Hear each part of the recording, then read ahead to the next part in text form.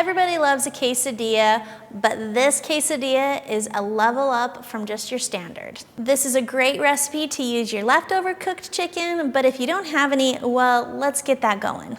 To make a quick and fast and flavorful chicken, you're going to place a chicken breast in between a sheet of saran wrap or cling wrap. Go ahead and cover that up. We're trying to mitigate the juices flying. Using a mallet or a rolling pin, we're gonna pound this chicken flat.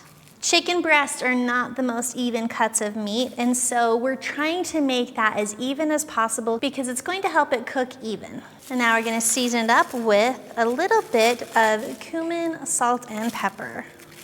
Make sure you get both sides of that chicken breast. Now that it's seasoned up, we're gonna head over to the stove. Over at the stove, over medium-high heat, we're gonna heat up a couple tablespoons of olive oil. Once that's hot and shimmering, we'll place that chicken breast into that pan. We're gonna let this cook for about 5 minutes per side until the internal temperature of that chicken is 165 degrees Fahrenheit. Our chicken is now finished cooking, so we're going to remove that from the skillet and just set it aside. We're not even gonna start slicing into that for about 5 minutes or so. Really let that chicken rest. It's important to let that chicken rest because it's gonna help those juices redistribute throughout that chicken instead of them just leaking out all over the place right when you cut it. While your chicken is resting, we're going to cook the onions in the same skillet that the chicken was. We've got 1 onion that is diced up, and we're just gonna saute that in that residual oil and juices of the chicken.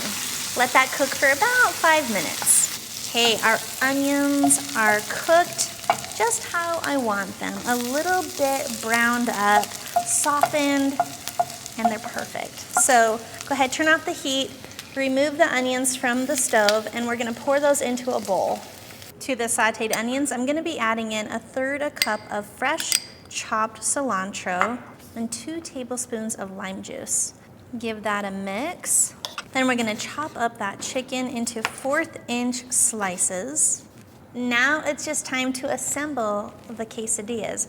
We're gonna take about 1/4 cup of that cheese, place it on the bottom of the tortilla, put 1/4 of that onion cilantro-lime mixture on top of that, and then 1/4 of that cooked chicken.